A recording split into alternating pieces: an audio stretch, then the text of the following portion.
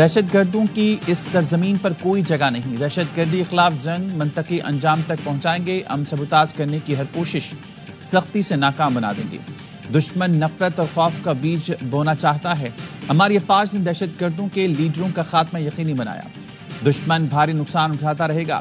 Army chief کا عزم. General Asim Munir کو خیبر پختونخوا میں انسداد دہشت گردی پر بریفنگ. آرمی چیف نے کہا فتنۃ الخوارج اور ان کے نیٹ ورک کے خلاف متحد ہیں. سیکیورٹی فورسز نے اس فتنے کے خلاف نمایاں کامیابیاں حاصل کی. آرمی چیف کو بریفنگ میں وفاقی وزیر داخلہ وزیر اعلیٰ خیبر پختونخوا اور گورنر بھی شریک تھے. جنرل عاصم منیر کی سیاسی رہنماؤں سے بھی ملاقات. سیاسی قیادت کا دہشت گردی کے خلاف ایک سیاسی آواز اور عوامی حمایت کی ضرورت پر اتفاق. سیاسی قیادت دہشت گردی کے خلاف مسلح افواج کی غیر متزلزل حمایت کا عزم.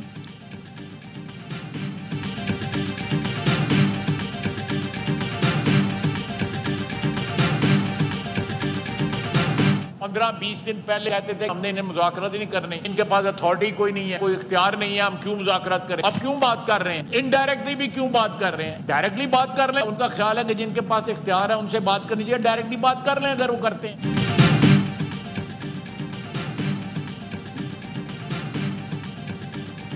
پی ٹی آئی والے مذاکرات سے مخلص نہیں, کہتے ہیں ہم با اختیار نہیں تو پھر ڈائریکٹ مذاکرات کریں.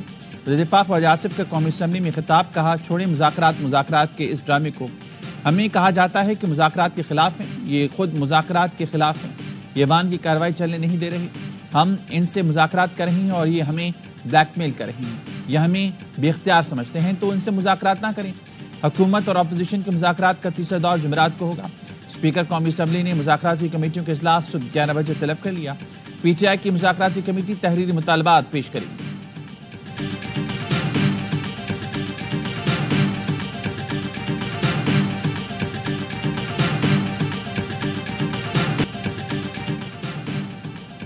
اپوزیشن کا قومی اسمبلی میں ہنگامہ, شور شرابہ, ہو کے وزیراعظم کی نقل بھی طاری. اپوزیشن اراکین نے خواجہ آصف کی تقریر پر ہنگامہ شروع کر دیا. احتجاج کے بعد واک آؤٹ بھی کر گئے.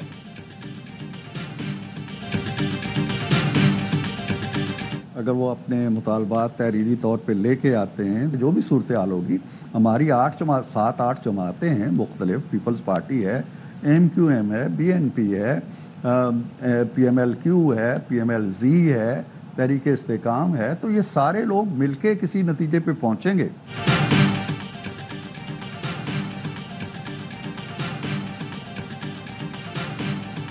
پی ٹی آئی مطالبات پیش کرتی ہے تو ہمیں بھی وقت چاہیے ہوگا. اتحادی حکومت ہیں, اتحادی پارٹیوں کے ساتھ گفتگو کرنا ہوتی ہے.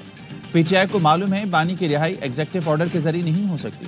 حکومتی مذاکراتی کمیٹی کے ترجمان عرفان صدیقی کہتے ہیں پی ٹی آئی ہمارے دروازے پر آ گئی ہے تو ہم پھر بھروسہ کریں. شیخ وقاص نے کہا 16 جنوری کی میٹنگ کے بعد اگر کمیشن نہیں بنا تو چوتھی میٹنگ میں نہیں بیٹھیں گے.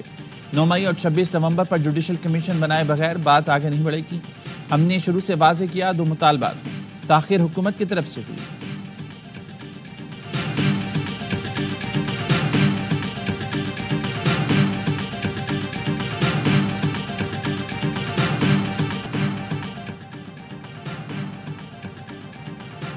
بانی پی ٹی آئی اور اہلیہ کے خلاف 190 ملین پاؤنڈ ریفرنس کا فیصلہ تیسری بار مؤخر. فیصلہ اب جمعہ 17 جنوری کو سنایا جائے گا. احتساب عدالت کے جج نے ریمارکس دیے 8:30 بجے سے عدالت پہنچا ہوا ہوں.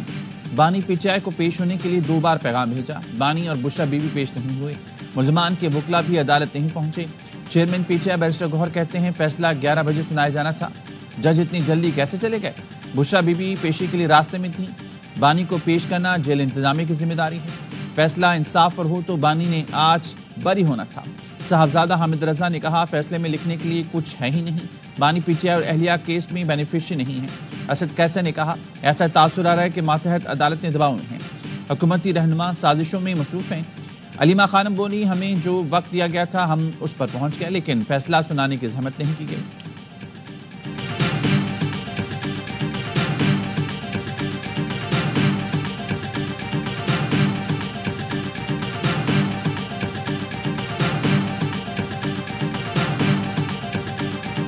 سزا ہوگی, گارنٹیڈ سزا ہوگی. یہ میں نے کل تو نہیں کہا, یہ میں نے 2.5 سال پہلے بھی نہیں کہا, میں نے 3.5 سال پہلے کیبنٹ میں, آپ کو یاد ہوگا میں نے کیبنٹ میں کہا. یہ اتنے لوگوں کو رہائی کیوں مل گئی 9 مئی والوں کو؟ بھائی اگر تو میرٹ پہ کسی کے ٹائم ہو گیا تھا پورا کوئی انوسنٹ ہے تو کیا جو انوسنٹ ہوگا اس کو بھی رگڑ دیں گے, جو نہیں انوسنٹ ہوگا اس کو بھی رگڑ دیں گے؟ تو نہیں ہے نا. اگر انصاف ہو رہا ہے تو ہمیں اپریشیٹ کرنا چاہیے.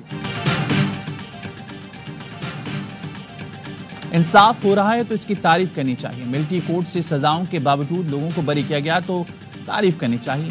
190 ملین پاؤنڈ 9 مئی 26 نومبر کے کیسز حقیقت میں موجود ہیں. 190 ملین پاؤنڈ کیس میں اختیارات کا غلط استعمال کیا گیا, سزا تو ملے گی. سینیٹر فیصل بابرہ کے پروگرام میں 11 آور میں گفتگو. کہا شہباز شریف کے ذاتی طور پر تعلقات اسٹیبلشمنٹ کے ساتھ اچھے ہیں. SIFC کو آرمی چیف لیڈ کر رہے ہیں جو بہترین کام کر رہی ہے. حکومت کچھ کریڈٹ لے رہی ہے تو لینے دیں, اس میں غلط کیا ہے. 2025 میں پاکستان کے لیے بہت خوشخبریاں ہوں گی. پاکستان کے لیے ٹیک آف کا سال ہوگا. حکومت اور PTI میں مذاکرات بالکل شروع ہوں گے لیکن 20 جنوری کے بعد ہوں گے.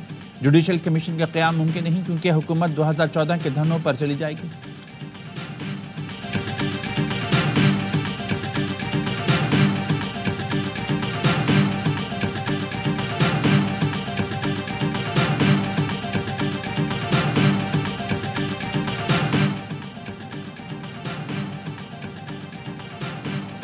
کرم میں بنکرز کی مسماری کا مرحلہ وار آغاز.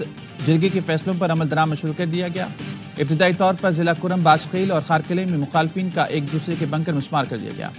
مشیر اطلاعات بیرسٹر صاحب کہتے ہیں گرینڈ امن جرگہ اور مقامی امن کمیٹیوں کی نگرانی میں سیکورٹی فورسز نے بنکر مسمار کیے. ایپکس کمیٹی اور امن معاہدے کی روشنی میں تمام بنکرز مسمار کیے جائیں گے. جرگے کے تمام فیصلوں پر مینوان عمل ہوگا.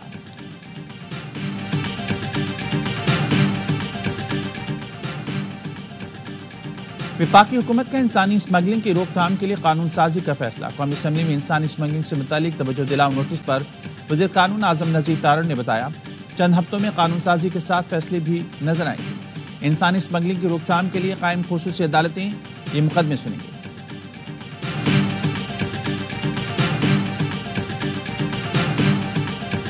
اعلیٰ پنجاب مریم نواز کا اسلامی یونیورسٹی بہاولپور کا دورہ. طلبہ میں ہونہار اسکالرشپ کے چیک تقسیم کیے. طلبہ میں گھل مل گئیں.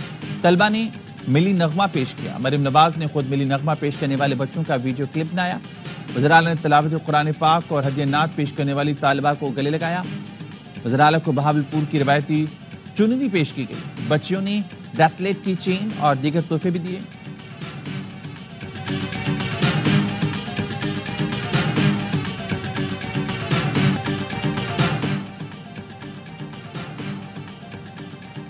سیکیورٹی فورسز کا بلوچستان کے ضلع کچھی میں انٹیلیجنس بیس آپریشن. فائرنگ کے تبادلے میں 27 دہشت گرد مارے گئے. آپریشن کے دوران متعدد ٹھکانوں, اسلحہ بارود اور دھماکہ خیز مواد تباہ کر دیا گیا. ISP کا کہنا ہے ہلاک دہشت گرد قانون نافذ کرنے والے اداروں کو مطلوب تھے. فورسز اور شہریوں کے خلاف کارروائیوں میں ملوث تھے.